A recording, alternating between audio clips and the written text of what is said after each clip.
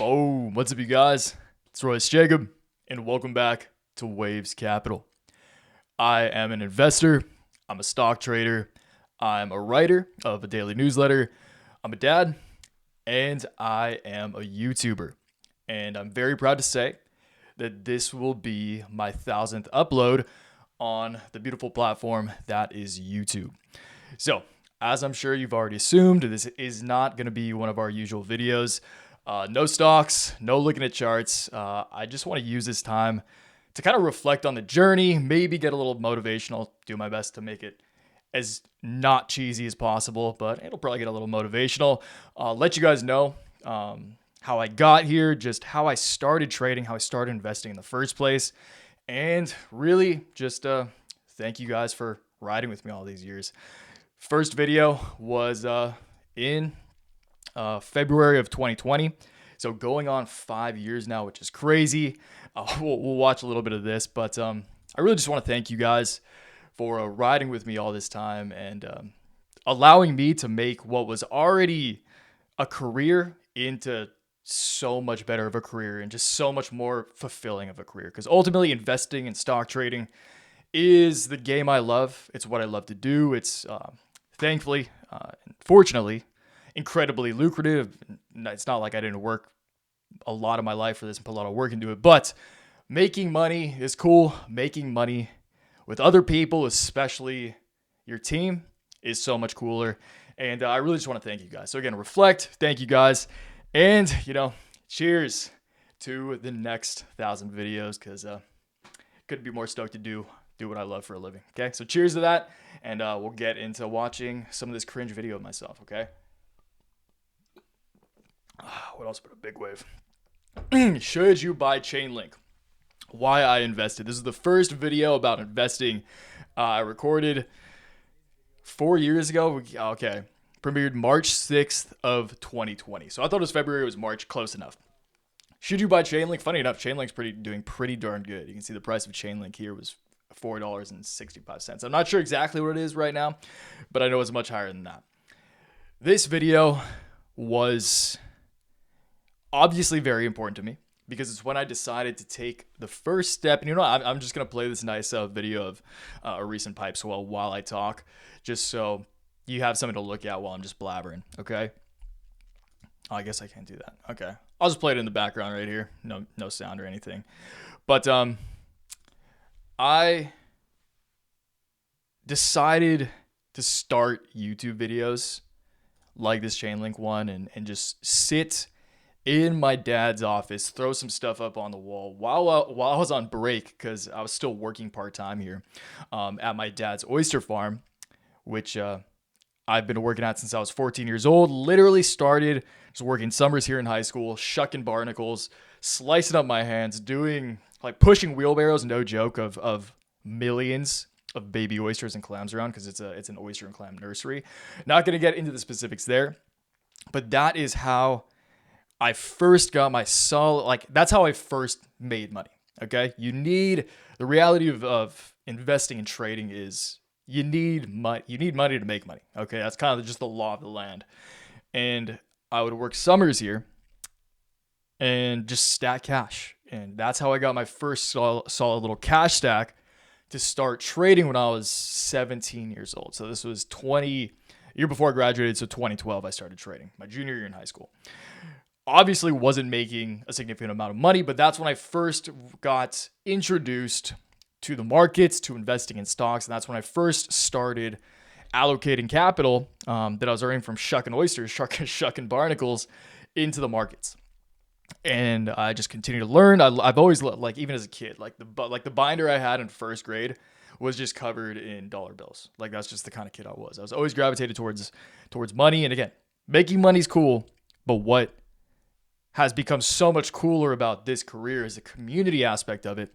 And again, the newsletter I write, and I love writing too, writing for the newsletter, and especially for those individuals who entrust me with a monthly payment and taking, I don't want to call it advice, but learning from what I'm doing and implementing that into their own strategy and getting excited about when something goes good. And you also have a shoulder to cry on when things go bad. It's really really awesome. Okay. And it takes this entire profession to an entire new level. But anyway, so started making money, started investing, 17 years old, once again, 2012. I started really making money, like meaningful money, to where I was like, oh, maybe I can make this into a profession, when I was about 22 years old. Okay. 22 years old. That would be what, 2019, I think. So 2019, I'm getting old here. I'm about to turn 30 in May. So 2019 is when I first, I believe, really started making meaningful money. And then 2020, when I first started making videos, is when I was like as I said earlier, I was working on my dad's farm part-time.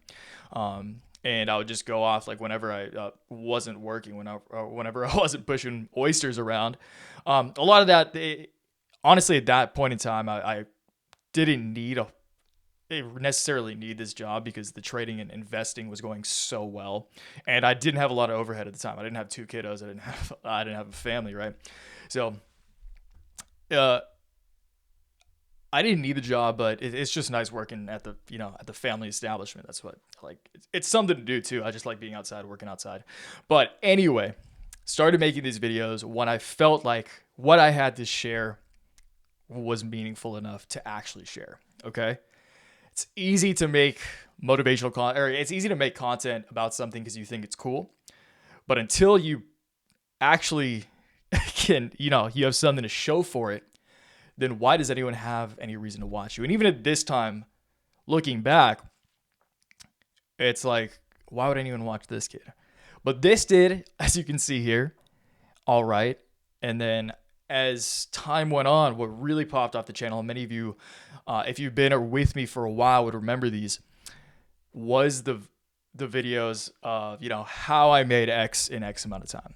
First started talking about Moderna during COVID, catching these early stage hype cycles, which is how I made a lot of my early gains. Like, the two places that I made a lot of money in my early days was, one, buying Ethereum at like $36. That, we all know how that went. So that was very, very lucrative for me. And then the second was playing cannabis stocks. 2018, I think, is when I first made, in the markets, in the equity markets, in the U.S. public markets, playing cannabis stocks, buying Tilray at like $20, that was the primary one. And there were some other ones like CGC and other ones.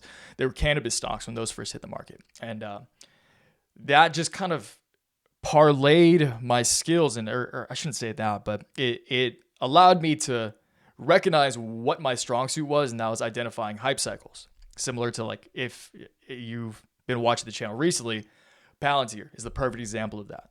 Okay, so identifying hype cycles early, identifying macro trends, AI too, like AI in December of 22, when it was popping up in the zeitgeist, playing C3, playing that hype cycle, and just doing that rinse and repeat. Play call options, obviously, what we do at Waves Cap, and in the portfolio, in the trade alerts and newsletters. First link in the description if you want to sign up. But identifying those hype cycles, recognizing your strong suit, and really just capitalizing on that. And that's also coming back to what I was initially saying, the videos that's popped us off, the how I made X in X amount of time, how I made 50K in a day, how I made 400 grand in a week. For obvious reasons, those popped off the channel, and those really took off the newsletter career as well. So again, trading is awesome. Trading with the team is even better. And I just really want to thank you guys for riding with me, and for continuing to ride with me, like, through the ups and downs. Like, the amount of you, especially in the newsletter group, like, you guys are like, we've been through great times. Thankfully, most of the times are good. There's a lot more good times than bad times. And I'm sure that's why you're still with me. But there are bad times. That's the nature of the game. That's the nature of life. There are ebbs and flows. There will always be darkness. It's not just all light. Okay. But those dark times make the light times that much brighter. The bad times are necessary to appreciate the good times. Okay. And I'm just really stoked and really thankful once again for you guys riding with me. And I'll do another cheers, to the next 1,000. These videos are, you guys can tell, these are easy to make. When I first started YouTube, drink up. when I first started YouTube, I was like editing my own videos in like Final Cut because I used to edit a lot in like Premiere and stuff. Final Cut was a little easier for these type of videos, I thought. But after editing and like having to export, and I was doing daily uploads, I was like, screw that, dude. I'm just pushing play, pressing record, spitting my thoughts, tripping over my words a little bit, and then I'm pushing this thing out just for consistency purposes, and just for also peace, like just for ease of myself. And it also forces me to be better at congregating my thoughts and trying my best to be as articulate and eloquent as possible, which I still bumble a whole lot. But, over the years I've gotten better. And that's the nature of anything you do, right? Over time, you get better. The more time you put into it, like surfing is a great example. I still suck ass at surfing. But it's like the more time you put into something, the better you're going to get. Regardless of if it's a sport, if it's your relationships, your whatever, literally anything. The more you do it, the better you get at it. So this is where the little cheesy motivation is going to come into play, you guys. If you have the idea of doing something, and at the time I started making these videos, I wasn't even that young.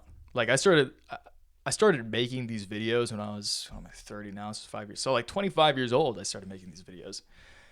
So not old, but not necessarily young either. It's like the beauty of, especially this game, of trading, and why, like from a kind of a more mindful perspective, even at the time when I started pursuing this as a career through YouTube and the newsletter and stuff, it's because this has longevity. In investing and in trading, there is longevity. In athletics, there's a little less longevity based upon what sport it is. Surfing, high longevity. It's why I love surfing. And it's like the sport I enjoy most. Also just love the ocean. Grew up around the ocean in Kona, and like that's that. But, it's not like football or something. There is so much longevity in investing, in trading, in writing and making these videos for you guys. It's going to be way less enjoyable to look at a grumpy old man talking about stocks. But, hopefully I'm doing that later down the line. And, that is really why I chose to pursue this. And it's just, if you guys, any of you are on a path of like, oh, I want to pursue this thing, but I'm not sure if I should. One, definitely don't pursue it. Definitely don't quit your day job. I shouldn't say no. Obviously, don't not pursue it. Don't quit your day job. And to be completely honest, you probably shouldn't pursue it if you don't have a plan of monetization in place. Like YouTube, there's ad revenue, there's AdSense, there's brand deals, which are the primary for YouTube for full transparency, especially a channel like mine. Like ad integrations, brand deals are paramount. And thankfully, I got to like really just kind of veer away from those early on due to the newsletter and due to monetize, like the member program just on YouTube that I recently started. And the newsletter is obviously the big one. And like trading, thankfully I've been successful in trading and investing. It's like not incredibly necessary, but it's also nice just to have that consistency and consistent just cash flow, right? So just make sure if you want to pursue something, you should be a little scared, but you should have a plan in place for monetization. And again, even if you have a plan in place, even if you think you can monetize something, definitely don't quit your day job before doing it. Make sure you have steady cash flow prior to making any significant decisions in your outside life and, putting everything else in your life down to pursue this thing. Okay. Also just start doing it. Okay. It's good to have a plan in place, but like, just start doing it and do not expect immediate success. That's probably the biggest tip I could have. Like if you want, especially YouTube, like you can make, I've seen so many, like even friends make really, really good content, like objectively good edits. Like surfing is a good example. You want to start a surfing channel. You shred, you do a good edit, pick good music. You got some good cinematic effects in there. The video could get like 500 uploads in like a month, It could be a great piece of content, but ultimately, consistency matters equally as much, honestly, if not more than quality. So there are many, many caveats to that statement, depending upon which realm of YouTube you'd like to go into. This applies to many things, business, etc. But consistency, showing up every day, over time, will build rapport amongst your audience, will just like build a community and a level of trust with your audience. So that's why it's good to just do the damn thing, get out there, start doing things. Don't expect immediate success. It's always possible to find immediate success, but if you expect it, you're really just opening yourself up for disappointment. So just start doing something, get those reps in. Again, the more you do something, the better you get at it. And I'm just going to stop the motivational talk there because you guys can go watch some Tony Robbins if you want that. So thank you guys. Cheers to 1,000 videos and, cheers to 1,000 more. And I couldn't thank you guys enough for riding the waves with me and, just sticking with me on this ride because we've been through a lot. Like this guy right here, I'll just close it out with this. Remember when we had these? Remember when I made these things when we went through the ball out phase?